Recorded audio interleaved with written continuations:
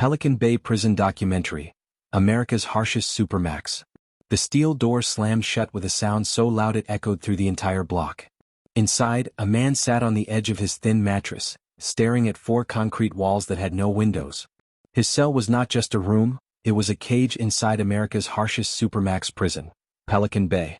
Here, prisoners were locked up for 22 to 23 hours a day, sometimes for decades, with no human contact. Some of them never even saw sunlight. But the shocking part wasn't just the silence, it was what the silence did to people. Inmates inside these cells began to lose their minds. Some talked to shadows, others scratched messages into the concrete with their fingernails, and some banged their heads against the wall until blood streaked down their faces. This wasn't a prison built just to punish, it was built to break the human spirit. And one day, a guard making rounds opened a cell to find an inmate who had carved into his own skin, using it as a message to the outside world. The sight was so horrifying that even the toughest officers stood frozen. How could anyone survive this place? But that was only the beginning. Years before that shocking moment, Pelican Bay had already earned its reputation. When it opened in 1989, the government promised it would be the solution to America's most dangerous prisoners. Gang leaders, killers, and lifers were sent here, not to be rehabilitated, but to be buried alive in silence. The prison was split into two main sections: general population, where inmates lived under tight control, and the SHU, the security housing unit, where the real nightmare began. In the SHU, men lived in windowless concrete boxes, with only a slot in the door for food trays. Their yard time meant being escorted, shackled, to a small concrete pen with a metal grate above, like walking into a giant dog cage. At first, some inmates thought they could handle it. After all, many of them had survived violent gangs and street wars. But the isolation was different. It didn't hit with fists or knives, it ate slowly, crawling into the mind. Prisoners began hearing voices that weren't there, seeing things that didn't exist. Some tore at their own flesh. Others tried to end their lives just to escape the crushing emptiness. Guards who worked here admitted the silence haunted them too. And yet, Pelican Bay wasn't only about isolation. It was also about power. The prison was designed to cut off gang leaders from controlling their men, but instead, it created a new kind of war. Behind those walls, gangs found ways to communicate through coded letters, hidden messages, and even by speaking in hand signals during brief moments in the chow hall. The state tried to choke their power, but Pelican Bay became the battlefield where gangs like the Mexican Mafia, Nuestra Familia, Aryan Brotherhood, and Black Guerrilla Family played chess with human lives. One day this hidden war boiled over. A riot exploded in the yard, dozens of men, armed with makeshift weapons, charging at each other in a storm of chaos. Guards fired warning shots, sirens blared, and the ground was soaked in blood. The violence shocked the nation and forced people to ask, if Pelican Bay was supposed to control these men, why was it turning into one of the most violent prisons in America? And just when officials thought they had seen the worst of it, something even darker happened. Something that would put Pelican Bay under a spotlight and spark nationwide outrage. The yard was a war zone. Guards had fired so many rounds of rubber bullets and live ammunition into the air that smoke hung heavy, mixing with the smell of blood and sweat. Prisoners lay face down on the ground, zip-tied and bleeding. Yet, even in that moment of chaos, leaders from rival gangs stared at each other across the asphalt, their eyes promising that this wasn't over. The riot was contained, but Pelican Bay had been changed forever. In the days after, prison officials doubled down. They sent suspected gang leaders straight into the SHU, locking them away for years at a time. But the inmates adapted. They learned to send kites, tiny notes hidden in food trays, under fingernails, even inside their bodies. Whole gang orders were still being passed from cell to cell, proving that Pelican Bay couldn't silence them. Guards grew frustrated, but it was the prisoners who paid the price. Some were kept in the SHU not for months but decades. The punishment was endless, and it drove men to the edge of sanity. And then one night, a guard walking past a cell heard something terrifying. A prisoner was screaming, not from pain but from the voices in his head. The man begged the guard to make them stop. When the door was opened, the inmate was found scratching bloody words into the wall with his nails. "I'm already dead." The violence didn't just happen in the yard, it seeped into every corner of Pelican Bay. Even mealtime became a gamble. Inmates sharpened toothbrushes into knives and hid razor blades under their tongues. A simple trip to the chow hall could turn deadly. One afternoon, a young inmate sat quietly at his table, trying to eat in peace. Suddenly, another prisoner leapt up behind him and drove a sharpened piece of metal straight into his back. Screams filled the hall. Guards rushed in, but the attacker had already disappeared into the crowd. The young inmate collapsed, blood soaking through his jumpsuit. This wasn't random. It was an order, a gang message delivered in the most brutal way. Word spread fast. Pelican Bay wasn't just a prison, it was a battlefield where life could end in seconds. That night, in the SHU, whispers carried through the ventilation system. The gangs were planning something bigger, something that would shake Pelican Bay to its foundation. For most Americans, prison means punishment. But in Pelican Bay, punishment looked like torture. The SHU had no windows, no clocks, no sense of time. Inmates were trapped in silence so deep, they didn't know if it was morning or night. The only sound was the clang of metal doors. Some prisoners started making up their own worlds to survive. One man paced the same 6 steps in his cell every day, pretending he was walking to work. Another sang to himself until his voice broke. Others tapped codes on the walls, trying to reach their neighbors. The guards called it the madness of Pelican Bay. But the madness didn't stay behind the walls. Lawyers, activists, and even family members began speaking out, claiming the prison was violating basic human rights. Lawsuits were filed, investigations launched. Still, Pelican Bay kept running, its cells filled with men who had no idea when, or if, they would ever leave. And then came the hunger strikes. In 2011, something extraordinary happened. Hundreds of inmates, locked in solitary for years, put down their food trays and refused to eat. The hunger strike spread like wildfire.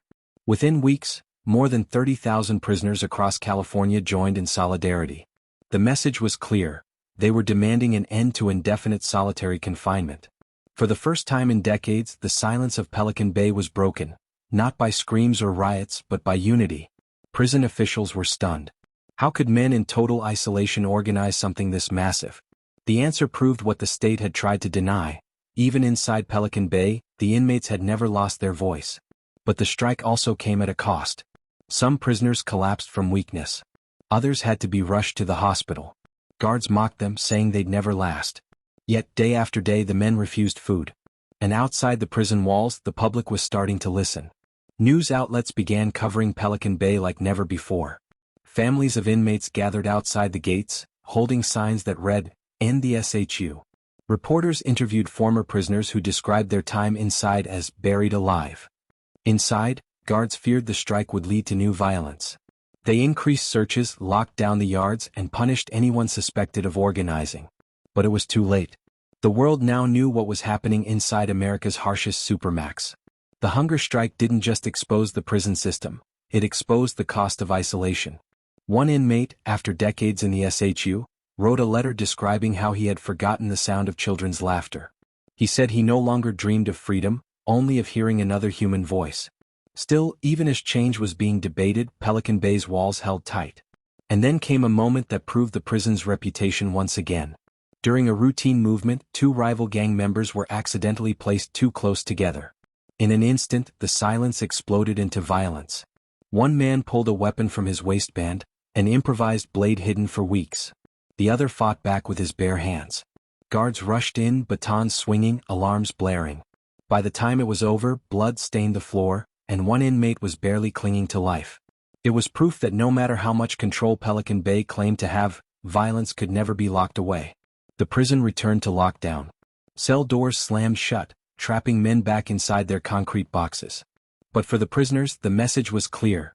Survival inside Pelican Bay wasn't just about fighting others. It was about fighting yourself, your mind, and the crushing weight of time. Years passed and the lawsuits piled higher. Courts began questioning whether Pelican Bay's isolation units were constitutional. Former guards even admitted that the SHU seemed less like punishment and more like slow destruction. In 2015, after years of pressure, a federal court forced changes. Indefinite solitary confinement was officially ended in California. For the first time, hundreds of Pelican Bay inmates stepped out of their cells and saw the sun after decades in darkness. Some wept. Others just stood silent, blinking against the light. They were free from the SHU, but scarred forever by what it had done to them. Yet even as the SHU's power weakened, Pelican Bay's name remained feared. It was still the place that symbolized America's harshest Supermax, the prison that tried to bury men alive. But Pelican Bay's story isn't just about walls and cells. It's about what happens when you try to crush the human spirit. Even in the darkest corners, inmates found ways to fight back. Some through violence, some through hunger strikes, some through sheer survival. To this day, Pelican Bay stands as a reminder: when a system is built on silence, eventually the silence will break. And deep inside those concrete walls, where shadows stretch long and voices still echo, the question remains: was Pelican Bay really keeping America safe, or was it creating something far more dangerous? The reforms that ended indefinite solitary confinement were celebrated across the country. But inside Pelican Bay, not everything changed. Many prisoners who left the SHU were placed back into tightly controlled units, still watched day and night. Some were given a few more hours of yard time, but the cages remained the same. It was progress, but only halfway. For men who had been in the dark for 20 or 30 years, stepping back into the world, even just into a bigger yard, felt overwhelming. Some couldn't handle the noise of voices around them. Others paced like caged animals, unable to stop the habits they had built in solitary. Psychologists said it was learned isolation, a mental scar that never really healed. One inmate, after being released into general population, broke down in tears because he didn't know how to talk to another person. He said the silence had become part of him, and now human contact felt like drowning. Pelican Bay's damage went far beyond the walls. It rewired the minds of the men who lived there. The spotlight also turned on the guards. Working in Pelican Bay had its own toll. Officers patrolled blocks where men screamed through the night, banged on doors, or stared at them in total silence. Some guards admitted they began to feel trapped too, like they were prisoners in uniforms. One former officer revealed that staff turnover was high because many couldn't handle the psychological weight of the job. Others became hardened, treating inmates like shadows instead of humans. A few even crossed the line, smuggling in drugs or helping gangs, proving that the power of Pelican Bay wasn't only in the hands of the state. This mix of brutality and corruption only fueled mistrust. Inmates saw guards as enemies and guards saw inmates as monsters. The cycle kept spinning with Pelican Bay at its center. Outside the prison, activists pushed harder. Families marched in Sacramento. Human rights groups published reports describing Pelican Bay as cruel and unusual punishment. Even United Nations experts condemned long-term solitary confinement, calling it a form of torture. But despite the criticism, some politicians defended the prison. They argued that Pelican Bay was necessary to control the most dangerous men in America, the ones who ordered murders from behind bars, ran cartels, or sparked gang wars. The public was divided. Was Pelican Bay a monster, or was it the only way to cage monsters? The debate grew louder, but inside the walls, the men still woke up to the same four gray corners. For them, it wasn't politics, it was survival. In 2019, another wave of violence shook Pelican Bay. This time, it wasn't just between gangs, it was against the system itself. A coordinated attack targeted guards, leaving multiple officers injured. Prisoners had managed to smuggle in weapons, proving once again that no amount of lockdown could fully contain human desperation. The attack reignited the fear that Pelican Bay could explode at any moment. It also raised the question: had years of isolation created men who were now more violent than ever? That night, the prison went into full lockdown. Lights blazed through the cells.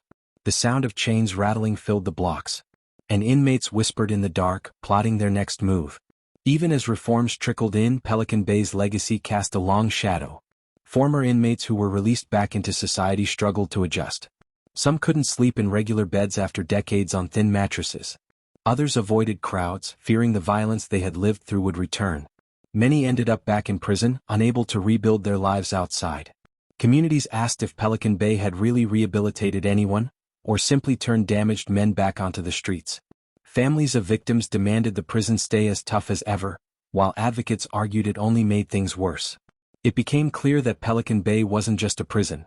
It was a question mark hanging over America's entire justice system. Today, Pelican Bay still stands on California's northern coast, surrounded by fog and pine trees, looking more like a fortress than a prison. Its name alone carries weight. To inmates across the country, it means the end of the line. To families, it means heartbreak. To guards, it means a career spent in the shadow of danger. And to the world, it remains a symbol of America's harshest Supermax, a place where silence became a weapon, and survival meant more than just staying alive. But perhaps the most chilling truth is this: Pelican Bay was designed to bury the most dangerous men in America. Yet in doing so, it may have buried something even larger: the belief that justice and humanity can survive behind concrete walls. The hunger strikes may have forced change, but inside Pelican Bay, the scars of solitary never faded.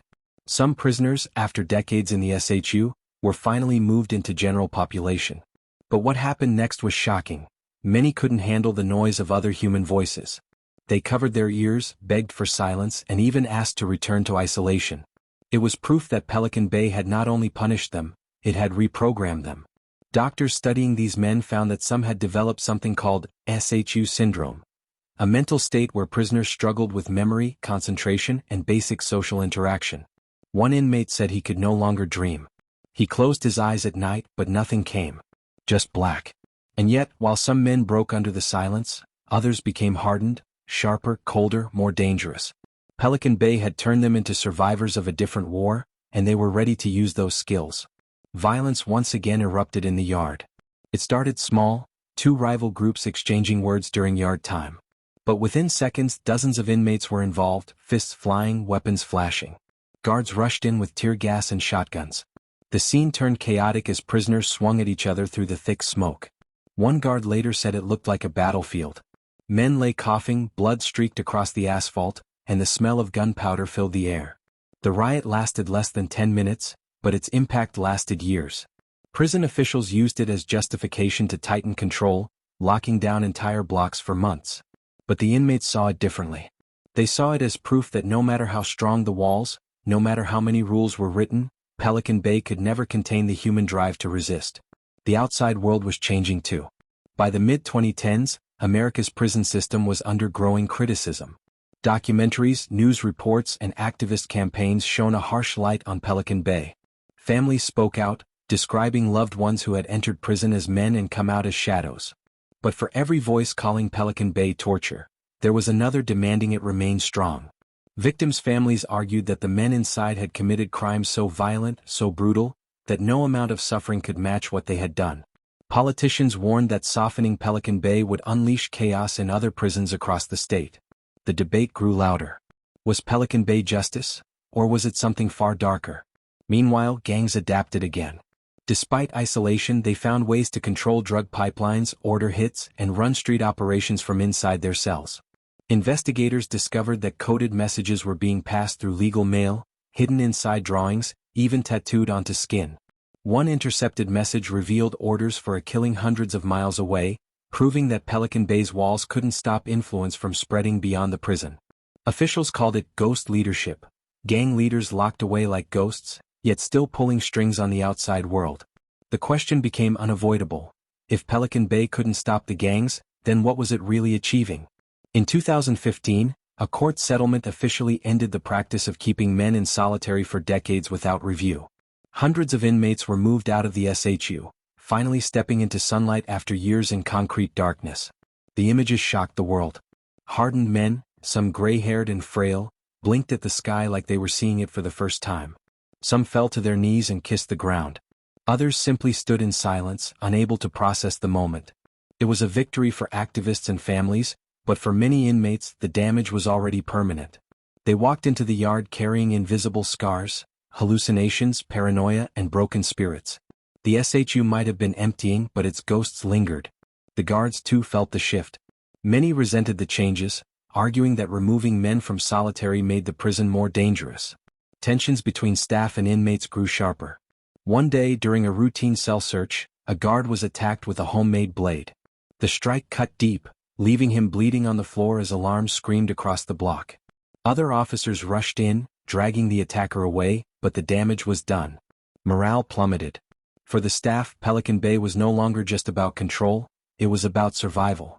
They walked the tiers knowing that at any moment, the silence could explode into violence. The public only saw glimpses of what life was like inside Pelican Bay. But for those who lived it, survival meant clinging to anything human. Inmates wrote letters that stretched across pages, just to feel a connection with the outside. Some drew elaborate sketches on scraps of paper, trading them as currency. Others whispered through vents, building invisible friendships that kept them sane. But the line between sanity and madness was thin. Guards reported men talking to themselves for hours, others pacing endlessly, some lying motionless on their bunks staring at the ceiling. Pelican Bay wasn't just breaking bodies, it was breaking minds. And yet, every time critics demanded closure, the state pushed back, saying there was no other way to control the worst of the worst.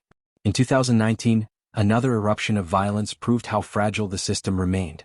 Coordinated attacks were carried out in multiple blocks, targeting both inmates and guards.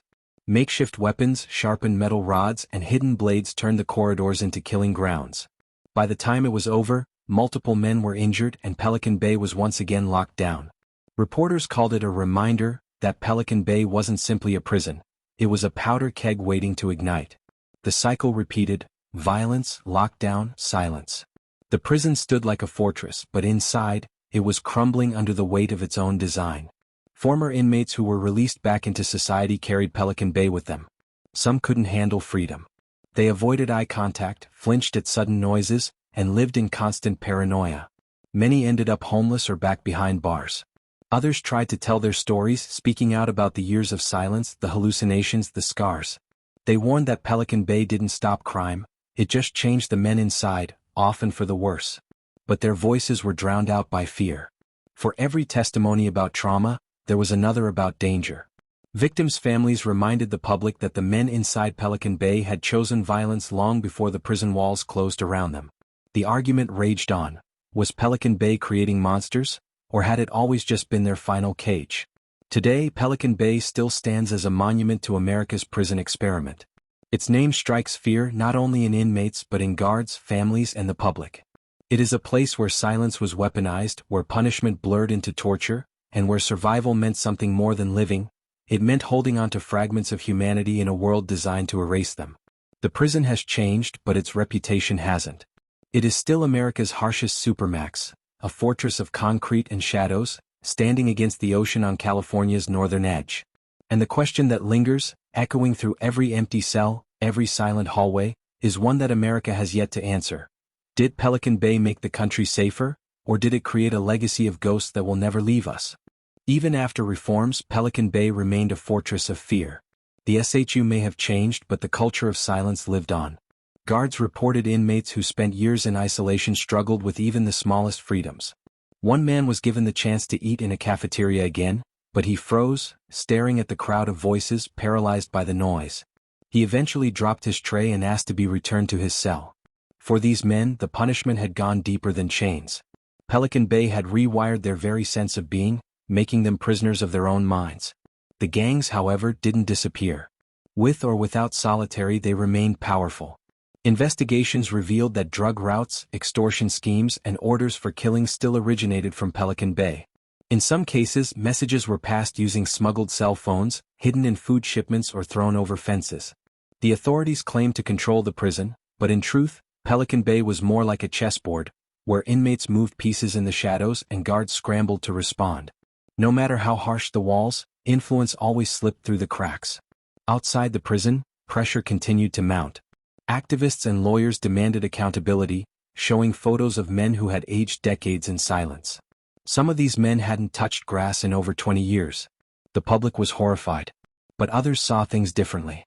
Families of victims spoke in courtrooms and news interviews, reminding the world that these prisoners had once inflicted unimaginable pain. "Why should they get sunlight?" one victim's mother asked, "when my son is buried in the ground?" Pelican Bay became not just a prison, but a mirror of America's struggle between justice and revenge, punishment and humanity. A chilling story emerged in 2020. An inmate who had spent years in the SHU was finally released into general population. At first he seemed quiet, even broken. But within weeks he had attacked another inmate with a hidden blade. Witnesses said it was like watching a shadow explode into violence. The incident reignited fear that Pelican Bay wasn't rehabilitating anyone. It was breeding monsters that even the system couldn't control. Guards braced for more. Activists questioned if isolation itself had created the violence it was supposed to prevent. The prison itself became a character in the story. Surrounded by misty forests and the cold Pacific air, Pelican Bay looked like something out of a nightmare. Its walls loomed gray and silent, its towers shining floodlights through fog.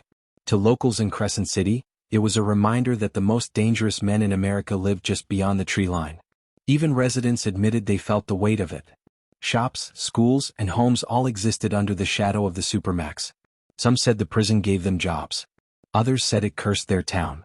Technology added a new layer of tension. Security cameras captured every movement, metal detectors scanned every visitor, and guards used electronic trackers to monitor inmates. But even with all this control, contraband still slipped inside. Reports revealed that drones had been used to drop packages into yards. Smuggled phones rang in the darkness of cells. Drugs made their way past checkpoints. It proved that even America's harshest Supermax couldn't fully seal itself from the outside world. By now, Pelican Bay's story had become legendary. Films, books, and articles depicted its concrete corridors, its cages, and its shadows. Some called it America's most feared prison. Others called it America's greatest failure. For those inside, though, it wasn't legend, it was reality. Every clang of a metal door, every scream echoing through the halls, every hour of silence carved scars into the human soul. And still life went on. Men counted the days. Guards watched the clocks. The cycle continued. Then came the pandemic. In 2020, COVID-19 reached prisons across the country, and Pelican Bay was no exception. Inmates who had spent decades in isolation now faced a new invisible enemy. Cells that once felt like protection suddenly became cages of fear. Some prisoners fell ill, others died. Guards carried the virus home to their families. For the first time, the walls of Pelican Bay seemed fragile, not against violence but against something no weapon could fight. The crisis revealed just how vulnerable the system was, even in its most secure fortress. As the years moved forward, questions about Pelican Bay only grew louder. Was it a place of safety, or a place of destruction? Did it protect the public, or just destroy the men inside? Some lawmakers called for its closure. Others argued that without it, chaos would spread through every prison in California. The debate circled endlessly with no clear answer. But one truth remained: Pelican Bay was more than a prison. It was a symbol of what America was willing to do in the name of security. Pelican Bay Prison still stands on California's northern coast, hidden in fog, surrounded by pine trees and silence. From the outside it looks like a fortress of concrete and steel. On the inside, it has become a graveyard of time, where years vanish, where voices fade, where men are buried alive long before death. It was built to be America's harshest Supermax. And it delivered. It silenced gang leaders, locked away the worst of the worst, and gave the public the illusion of safety. But it also broke men in ways no sentence ever described. It scarred guards, tore families apart, and forced America to ask what justice really means. Is justice locking a man in a windowless box until his mind shatters? Is it creating a silence so deep that even the strongest spirits break? Or is true justice something else, something Pelican Bay never offered? For some, Pelican Bay is necessary. For others, it is unforgivable. But for everyone, it is unforgettable. And so, as the steel doors slam shut and the echoes fade into silence, one truth remains: Pelican Bay is not just a prison. It is a question. A question about punishment, about humanity, and about how far a nation is willing to go when fear takes control. And until that question is answered, Pelican Bay will stand, cold, silent, and waiting.